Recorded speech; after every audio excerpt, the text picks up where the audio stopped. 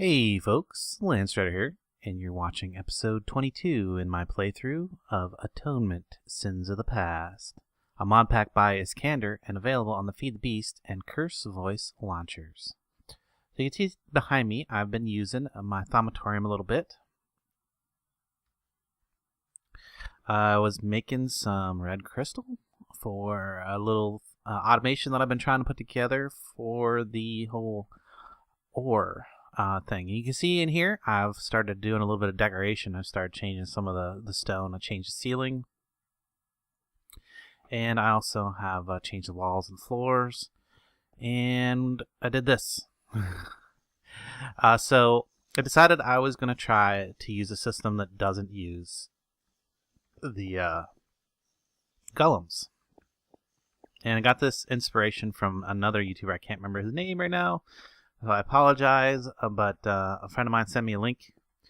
Shane actually sent me a link to a guy that had a similar system to this. And what I'm doing is I'm using these Essentia buffers. The Essentia buffer basically has a suction of 1. So let me explain that a bit. So the whole Essentia system, tubes and things like that, work off of a different principle than your normal pipes and tubes. Instead of working off of pressure, like most systems are set up to have pressure, and then it pushes things out and then pushes them along the pipe. Instead, Essentia tubes have suction. So, like a jar that has some Essentia, well, a jar by itself has some kind of amount of a suction. I can't remember exactly the value right now. So somebody can post it. Then a jar that has Essentia in it has suction as well, but it only has suction for the Essentia that's in it. So a jar that's empty has generic suction. It'll suck anything in its general direction. It applies that suction to the pipe that's attached to it, etc. Once it has the Essentia in it, though, it only applies suction to that particular Essentia, which is why you can't cross your pipes, because when you have two different kinds of suction trying to go through the same pipe, whichever one is closer to the source of your Essentia is going to be the one that always wins. So if these weren't Essentia buffers and I had some Essentia in here, the only suction that would see down there would be this. It would see the whatever that one is. It would only see this pink Essentia. It wouldn't see any of these other ones because their suction wouldn't be as strong down here. So what the buffer does is it has a little bit of suction. It only has a suction of 1, so it can only pull Essentia from a block that's directly connected to. Like right here, I've got it directly connected to the Arcane Emblem. This one. Now it has a couple different things you can do with it to configure it. So I could change this collar here by shift right clicking to switch it around.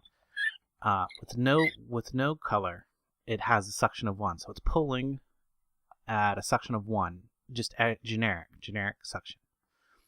If I change it to blue, it cuts it to 0. It has no suction, or no. It cuts that down to 1, because if you give it a arcane bellows, you can stick a bellows on one of these. Whoop. You can stick a bellows on one. Come on, can I not land on the pipe this time, please? There we go. If we put a bellows on it, oops. Hang on. Actually, I think it works better if I hit it with a axe. Let me try that again. There we go.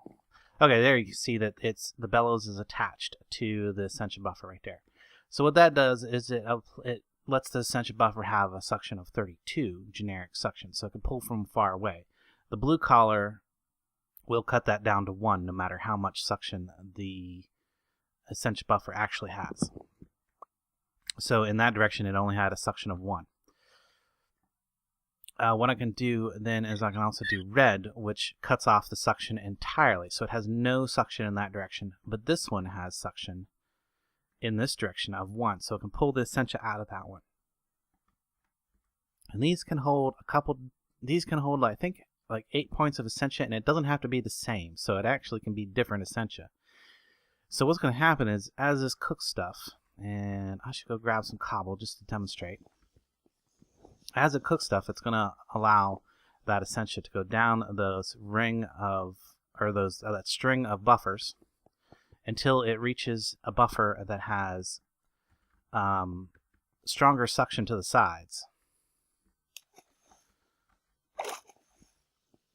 So when I put this in there, this cobblestone has Terra and Perdido. And you see Perdido is right here. I've got 2 jars. Now I eventually plan to have the second outside row of jars be all void jars, and that way I don't have to ever worry about it backing up on a particular thing, and I have as much as 128 Essentia available of anything if I fill it all the way up. You see the other one is Terra right here.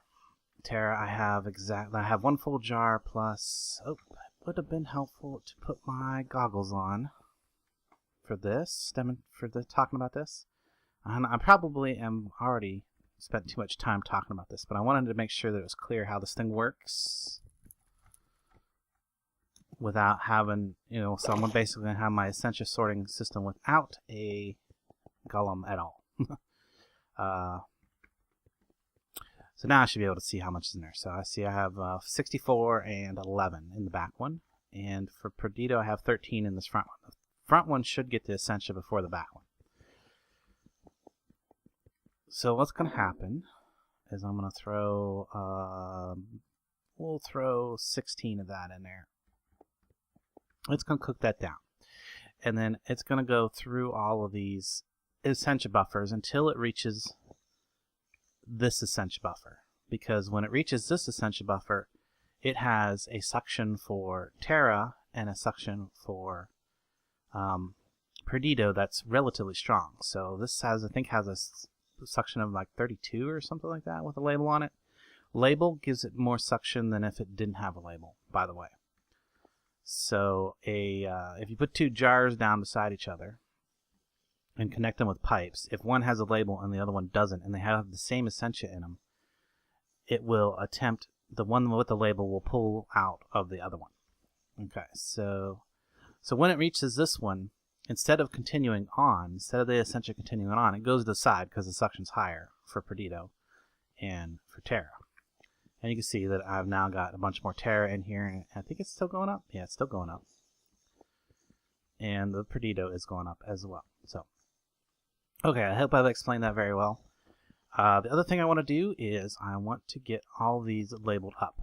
Now, there's a bunch of Essentia that I don't have yet in jars, but I want to go ahead and put the jars down and get the labels for them. So there is something for that.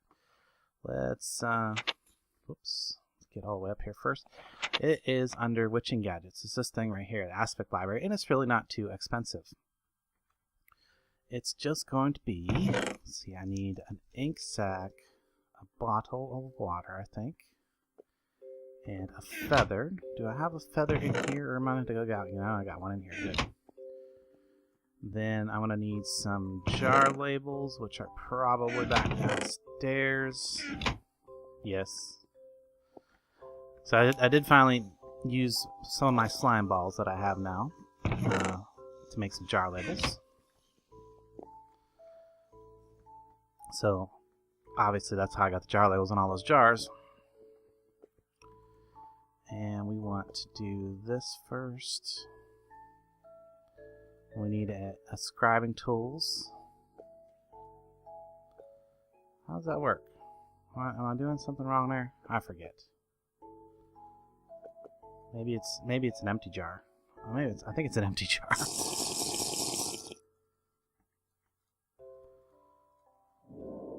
Any day. Come on. My mouse doesn't want to cooperate with. There we go. Scribing tools. Mouse doesn't want to cooperate with me today. And now to do the words. So that goes in there. And what was the other things I needed? I need a table and a book. I have some extra books over here. Yeah. And table is not expensive. It just needs to be made. So some of those, and And I might need an extra table or two down there at some point. So table and a book. Did I get out of the order or something there? What am I doing wrong? Oh, yep. Flop those around. There we go. Now I put that in there, and that's an expensive amount of orders, so I'm going to go ahead and put my suit on, my Thaumcraft suit on for today. That didn't drop it down too much. I thought I'd get a better discount for that. So there we go. I get an aspect of the library. This thing's pretty cool because it allows you to make your labels. Like, you can make your labels. If I look at the usage of labels, you can combine them with a bottle of Essentia and get a jar label that has a particular Essentia value to it. Looks like there's... Okay, well that's actually kind of convenient because that just let me know another number that I needed to know. So we can see that there's 28 pages. And the last page has only one thing on it. So 28 times 2 is 50, or no, 60, I don't know, something. It's a high number, but it tells me exactly how much, you need 16, I don't know, 56. So it tells me how many Essentias that I actually need. I think it's -1, so it'd be like 55 different bottles of Essentia along here that I'm going to eventually need to have for space for it. So I'm going to put this right here, and then let's check it out. Okay, awesome. So now I can put some labels in there. Alright, and then let's see where the labels go there, I think. Then I can, let's see, give me a couple jars that I don't have yet. I don't think I have any, well, what do I definitely know that I need? I need that one. I don't think I have that one. And I'm going to do a bunch more of this later off camera. I'm not going to worry about doing it on camera. So then I can put that down and I can give it a label. And I know that that's the where it'll go. I'm probably going to, and like I said, I'm going to take and make all of these exterior jars. I'll make a bunch more jars. Those are all going to be void jars. So, okay, so there we go. I got that set up. And now, next episode, when you see it all done, you'll understand how I got to this point. Because, yeah, it's really not that bad. Really not that bad. I don't think I have quite enough space here, though, so I'm not sure what I'm going to do about the extra few Essentias. There's probably a few Essentias that I just don't need to jar. But what I was thinking about doing was using where is it at? A crystallizer. So if I took a crystallizer and put it at the very end here, then I could, any Essentia that didn't go in a jar could just get crystallized and put into a chest or some other storage system. So that's how I think I will handle that. All right, let's move on. I haven't really done any building other than, you know, changing the walls. But I want to show you what I got started up here. And I wanted to show you this cool trick. Okay, so you see there's a couple of like little stones that didn't get transformed. I was using chisel to transform the walls into a different texture. And you can see there's a couple places where they didn't get changed. That stone right there, let's see if I can show you. Yeah. See how it shows me that there's 3 aspects in it? That's how I know that that is a monster egg. It's a what you call them little things. Silverfishes. It's silverfishes. But I learned that if you have a silverfish patch and you want to obliterate it, you don't care about getting the experience or nothing like that, you can use your Wand of Equal Exchange. And it will just kill the silverfish and it'll give you a couple of bits of cobble. I think it gives you cobble. Nope, it doesn't actually give you cobble, but it does kill the silverfish. Boom, and I don't have to deal with them. So I can do that and get rid of all these silverfish. There's a big patch up there. There we go. All the silverfish are gone out of the wall. I thought that was a nice trick. Yeah, you don't get anything back for it, but you do kill the silverfish. So let me talk about when I got started here. You can see I got a double piston extender up there.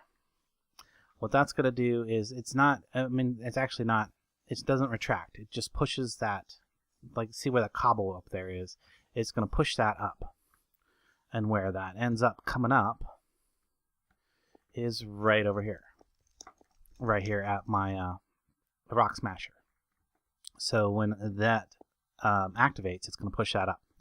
So what I'm going to do is I'm going to use some more pistons. I made a bunch of pistons. Some pistons, some timing, and a whole lot of redstone. And I'm using that red crystal for some of what I'm doing. And you can see I've got this little tunnel coming up here. And the orchard's sitting here, but it's not doing anything right now because there's no stone within its range right now. There's no stone in its range right now. There might be a couple ores that are left in the wall someplace, but let's see, it's like 4 out, 1, 2, 3, 4, and it's still converted a couple bits in the wall, but that's okay. It has a pretty good range. What I'm going to have to do is I want to do one of my smooth stone generators back in here, like back here somewhere. It's going to push the stone out this direction, and this is where it's going to come to stop. It's going to stop right there, and then this piston is going to push it up to the ceiling, right up to, well, yeah, all the way up to the ceiling, and then there'll be a piston right there that'll push it that direction until it reaches this double piston pusher. And the double piston pusher will push it up into the Rock Smasher. So basically I'm going to have 100% automated ore. And where I'm going to actually control that from is right here. See, I got 2 levers. So now if I want to like process the ore that I was out, like say I go out digging for some reason and I want to process some ore, I can still put it in this dispenser, flip that switch.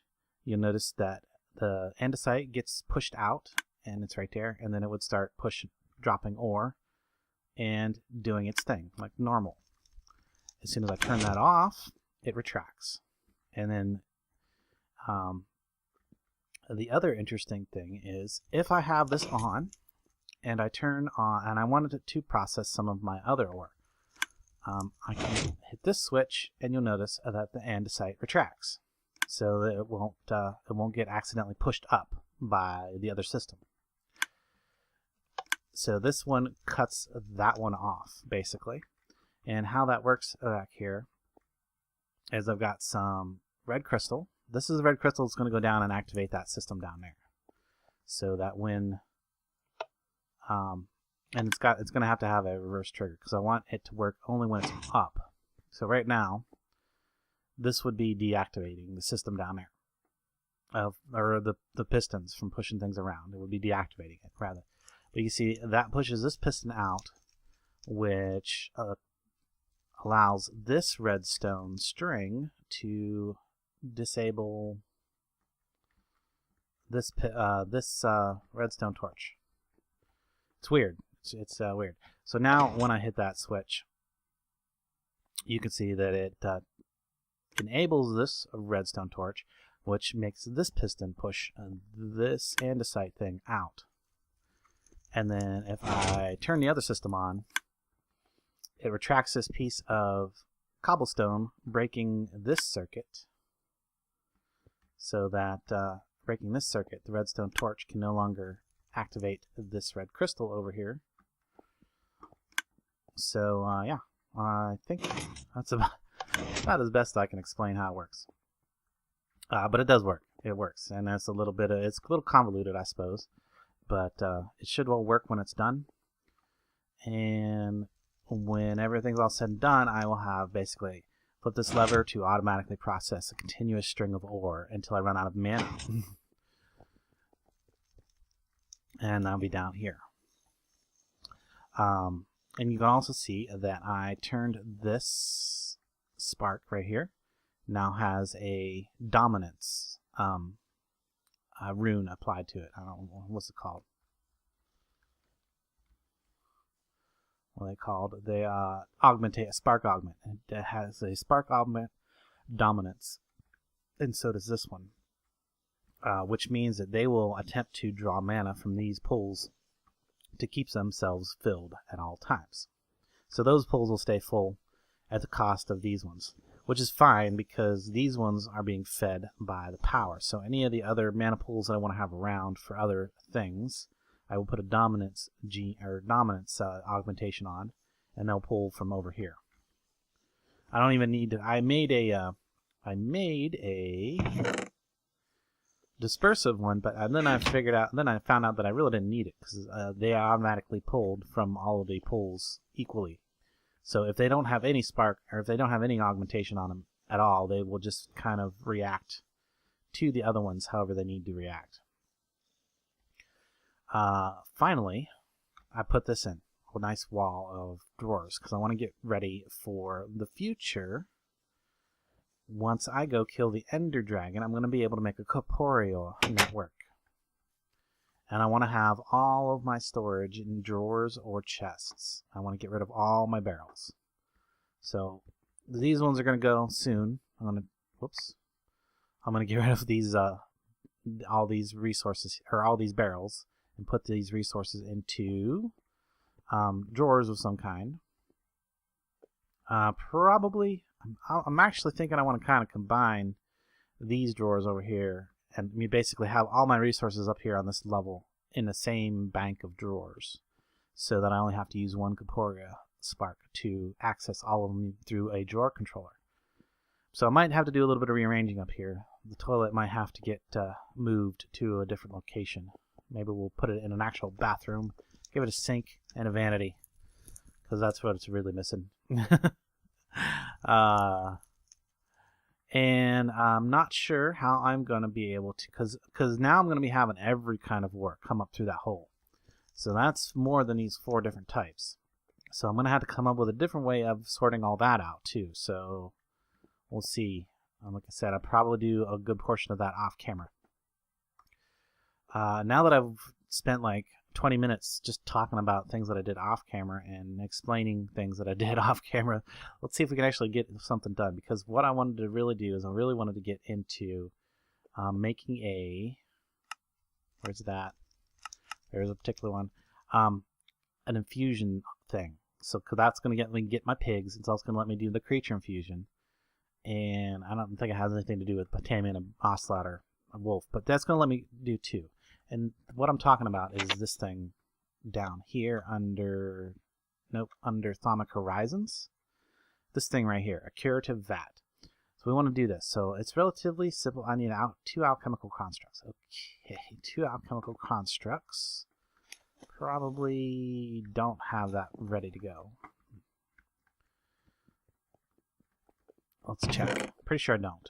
So I'm going to have to make some of those. First of all, so I need some. Where's that? Where's all my silver wood? Oh, there it is. Silverwood wood. And I think it is a plank plus some gold. Is going to give me the... Get 4 more. It's going to give me the filters I need. Right? That plus these. There we go. I'm still wearing my outfit. Yes. Okay, good. So get some filters. What is that called? Ion infusion something? No. I forget. Let's find it. Alchemical construct. I don't know where I got infusion from. Construct. There we go. That's the thing I need. I need 2 of these, and that's going to be some Essentia tubes. I think I might need to make more of those, and Essentia tube levers. Yes, I do need to make a bunch more of those, because I used up pretty much all that I had putting together that system downstairs, and then had to make some more, and then use those up. Tubes is ingot glass and gold nuggets. Glass, gold nuggets, ingots. Actually, let's get enough gold. That's not gold. Let's get enough gold to use up all 9 of our...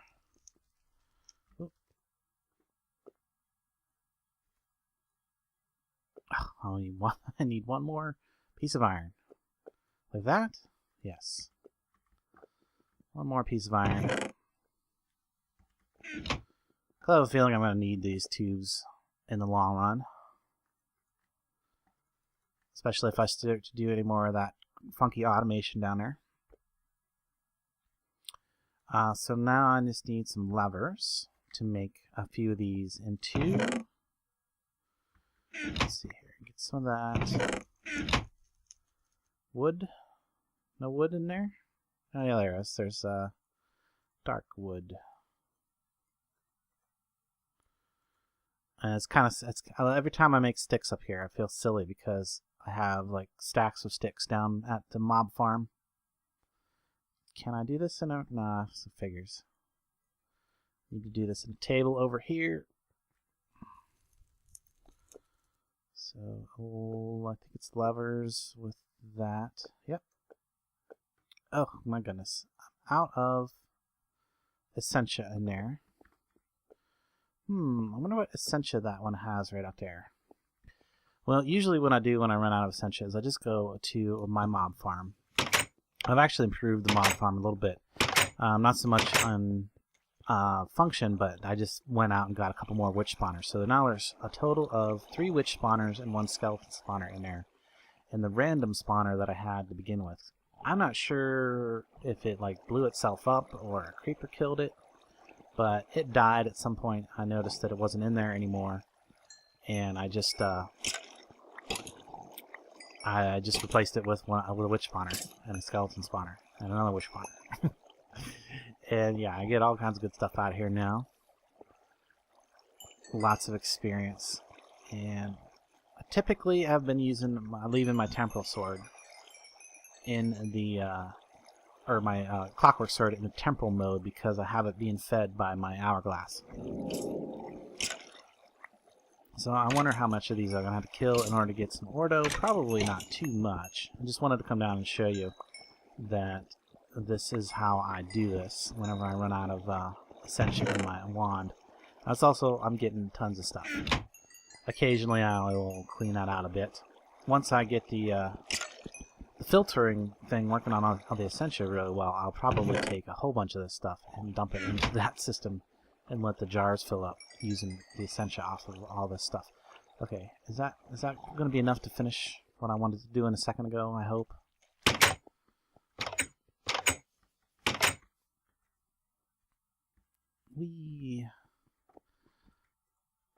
Okay, let's find out.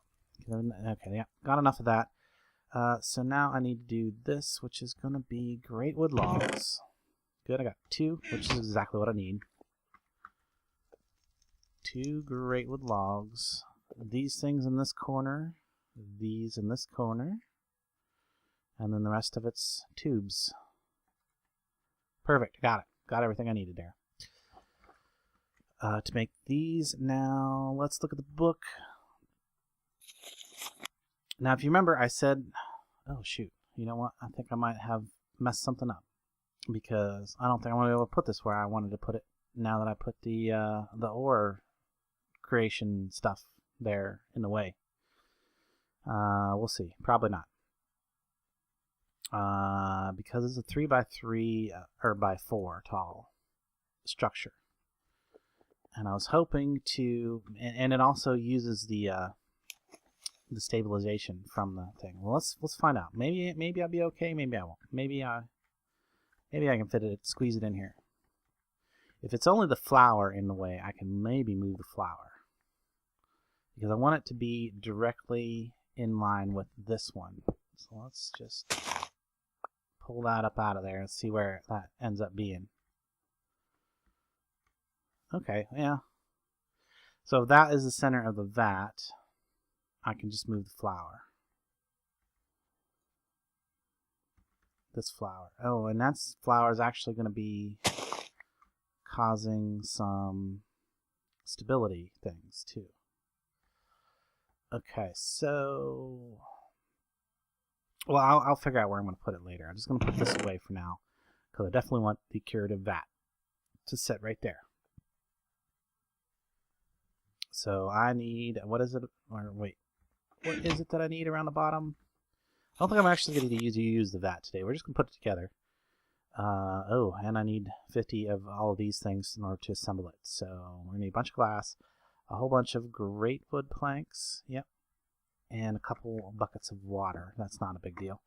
So let me grab some gray wood planks. Great wood.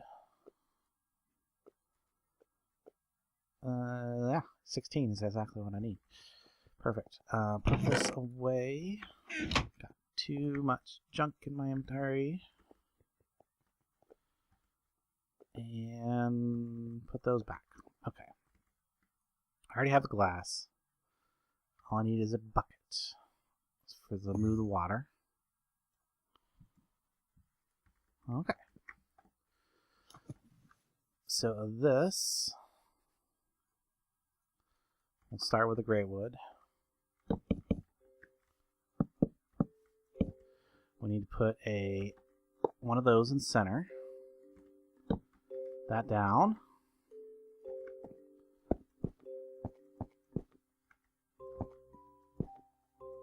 Alright, now I need a bucket of water.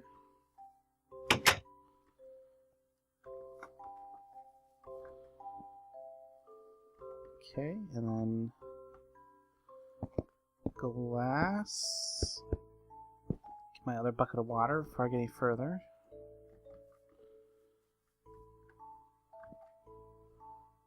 Glass, water. And now I cap it. The other alchemical construct. Okay, there we go.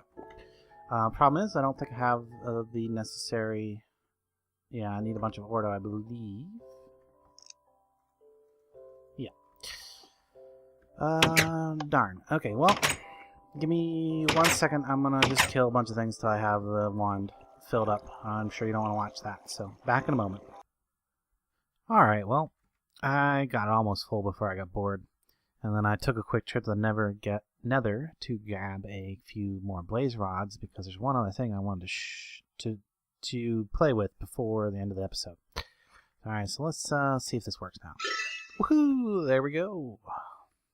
Now we have a curative vat. So I'm not going to get to using this episode. That's pretty cool looking. We are going to be doing something with it next episode, and that's going to allow us to complete a few of our goals here. So we should be able to do the pigs, because I can grow pigs in that vat, and I can do a creature infusion. And when we talk about creature infusions, what we're talking about is these up here. So these are creature infusions. There's different ones you can do. I've already unlocked sheep and chicken. I need to do the research for all these. These all have paper research that I need to do.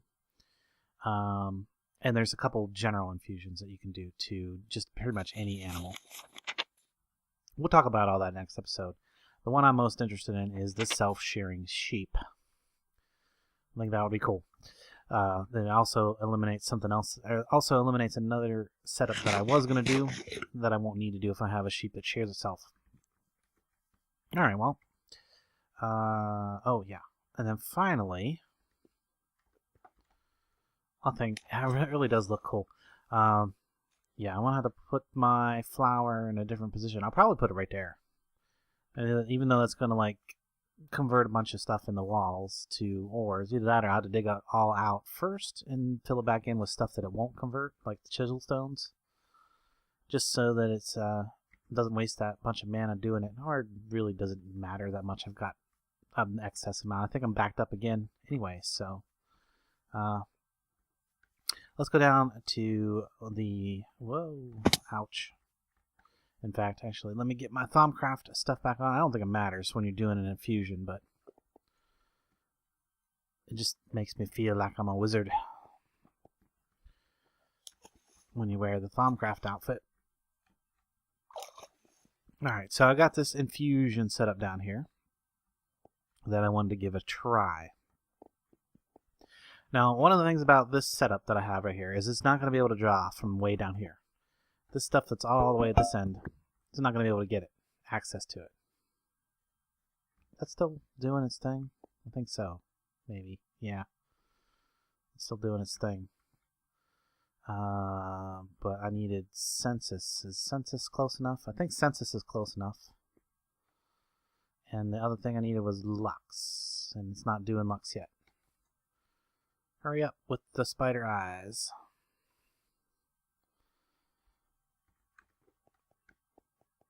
So I gotta move this closer. I thought this would be done by the time I got down here. This isn't exactly a fast, highly efficient method of moving this stuff around. It does take a little bit of time. Well, it's almost done with the spider eyes. All right, well, let me give it a minute because I need more than 4 lux, I'm pretty sure. Because what I want to make is these. I found these arcane lenses under the Atomic Horizon tab. I want to give them a try, and the one I want to give a try is this one right here. X-ray spectacles. Allows you to see through a 3x3 block of or square of blocks. I thought that would be kind of cool, but let's see. I need 12 lux, so I gotta wait for this stuff to actually collect over here before I can do the infusion. And it's probably gonna have to go through all of the census and stuff that I have pumping through it right now. I'm pretty sure this has a range of like 12 out from the and then what I'm going to do so that it can have access to the jars at this end is I'm going to use one of those Essentia mirrors. I'll probably put it on the floor down here in the center, kind of centered up on the area on the bottles that it can't quite reach, and then put one on the ceiling up there. I need to put that back. I need to put that stone, but I'll do it off camera, I suppose. Are we actually getting any lux yet? There we go. We got enough lux to. We got enough to do it. I'm going to move this down here closer, and hopefully the census is within range. I'm about to find out. Let's give it a shot. Yep, census is within range. Unfortunately, I've got another jar of lux down here labeled, so it'll keep going into there. And I just want to see if this, what this does. This sounded really cool, and then we're going to wrap this up.